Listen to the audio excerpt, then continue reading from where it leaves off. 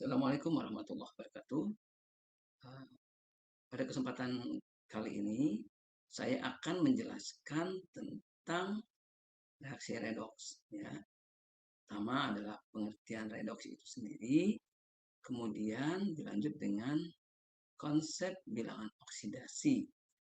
Oke, ditinjau dari perubahan bilangan oksidasi, suatu reaksi, reaksi kimia, kita mengenal ada dua jenis ya.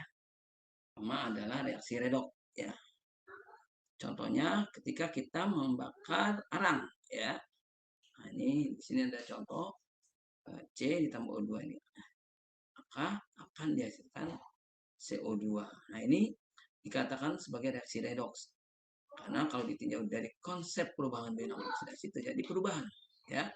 Apa itu bilangan oksidasi nanti akan saya jelaskan lebih lanjut.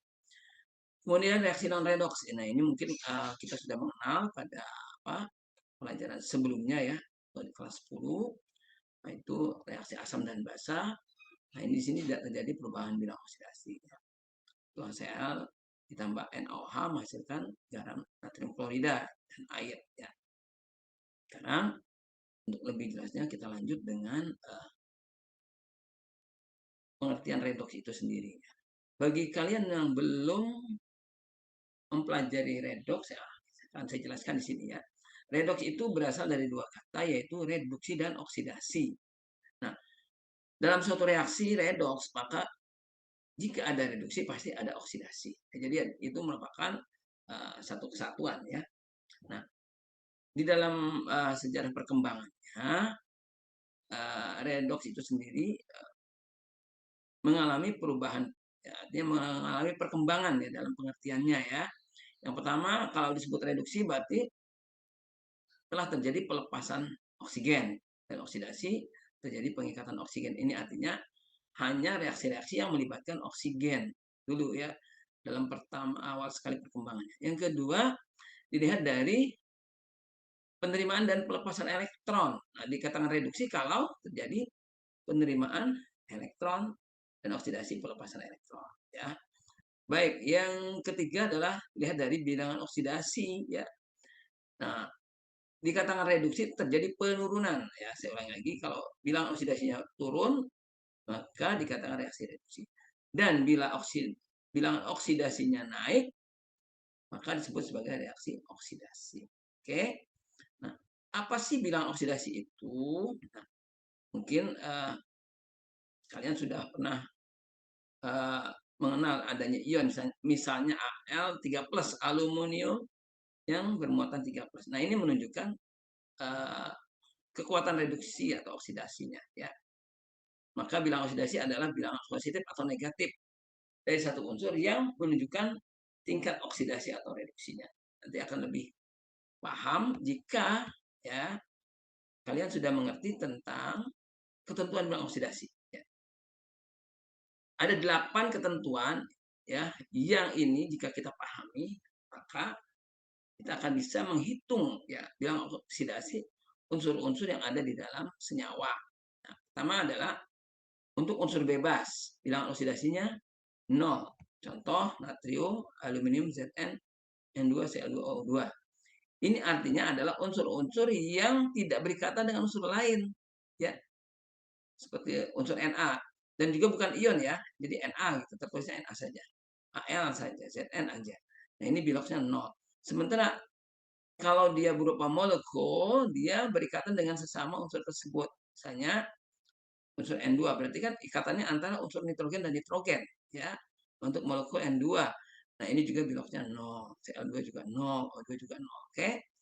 Kemudian untuk golongan 1A. Nah, ini akan kita bahas ya. Golongan 1A biloksnya itu +1 ya. Nah, kita akan bahas unsur golongan 1A apa saja ya. Nah, ini saya mengingatkan kembali tentang golongan 1A. Nah, apa saja sih unsurnya? Ingat Na, Mg, ya, Na, Mg sering. Na, ya sebentar. Li, Na, liburan nanti kita robohkan kastil Firaun. Wah, ya. Litium, natrium, kalium, rubidium, cesium, fransium. Golongan 2A apa saja? Nah, beli mangga gitu kan, campur sirup bagi rata ya. Atau B mau mogok cari serep ban radial gitu ya. Nah, ini pasti biloknya plus 2. 1A pasti plus 1. Contoh, misalkan NaCl. Nah, Na ini nggak usah dihitung, ini pasti plus 1 ya. Misalnya yang golongan 2A, BaSO4. Nah, kita tidak usah menghitung lagi. Ba pasti plus 2 karena dia merupakan golongan 2. Oke. Kemudian hidrogen. Nah, ini hidrogen dalam senyawa. Tolong diingat, hidrogen itu plus 1. Ya. Walaupun nanti ada pengecualian. Tapi tolong diingat saja hidrogen itu plus 1. Ya, hidrogen plus 1. Karena memang ada pengecualian, tapi hanya beberapa senyawa saja. Kemudian oksigen selalu minus 2. Ya. Kemudian jumlah bilok senyawa itu 0. Contoh gini. H2SO4. Nah, ini kan senyawa. Maka bilang oksidasi total dari senyawa ini adalah 0. Ya, bilok H tambah bilok S tambah bilok O jumlahnya 0. Oke. Sementara kalau dia suatu ion, nomor 6 ini ya, maka jumlah biloknya adalah sesuai muatannya. Contoh MnO4 min 1 ya. Maka total bilok MnO4, Mn dan O itu minus 1. Ya, nanti kita lihat aplikasinya ya dalam contoh soalnya. Kemudian unsur halogen. Unsur halogen apa saja? Ingat golongan 7A ya. Golongan 7A FClBrI ya. Maka sebagai halida dia min 1. Artinya jika unsur tersebut ya berduaan dengan unsur lain gitu ya dan posisinya di belakang seperti ini, dia pasti min 1. Ini nggak usah dihitung lagi. Cl ini pasti min 1 ya. Br min 1. Oke. Kemudian unsur sulfur sebagai sulfida. Lagi-lagi kalau S itu di belakang ya, berduaan dan di belakang nih ya. CuS, maka S-nya nggak usah dihitung, pasti minus 2. Kenapa? Karena juga ada si unsur S yang posisinya di tengah seperti asam sulfat tadi. Nih. Nah, pada asam sulfat tidak minus 2. Nah, ini harus dihitung. Oke. Jadi tolong diingat yang krusial, yang sering muncul ya, golongan 1A, 2A ya. Kemudian hidrogen, oksigen itu paling sering muncul nanti ya.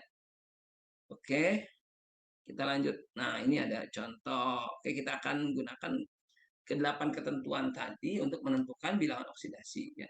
Pada unsur yang tulis miring. Seperti di sini S ya. Tolong diingat tadi ya, hidrogen itu berapa? Nah, saya berbahasannya. Nah, ya, biar lebih jelas. Nah, hidrogen selalu plus 1 ya kan?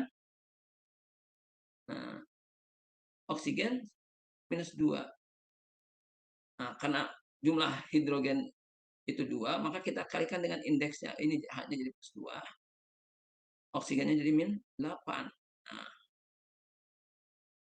ingat dia molekul atau senyawa netral, maka jumlahnya harus 0. Sehingga kita akan dapatkan S plus 6. Ya. Oke, jadi S pada asam sulfat plus 6 biloksnya. Kemudian C.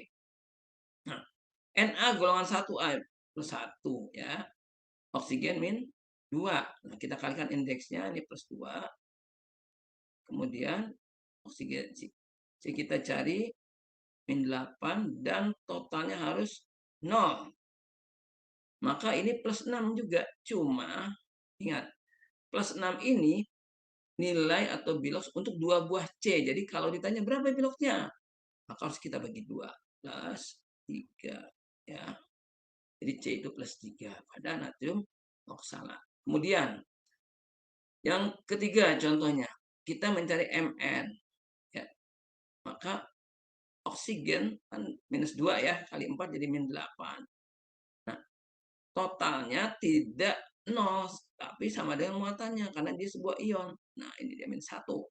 Berarti Mn plus 7. Oke. Untuk nomor 4, Fe plus 3. Ini sudah langsung ya dapat ya plus 3. Karena dia merupakan ion sendirian ya, satu unsur saja. Kemudian Cl2.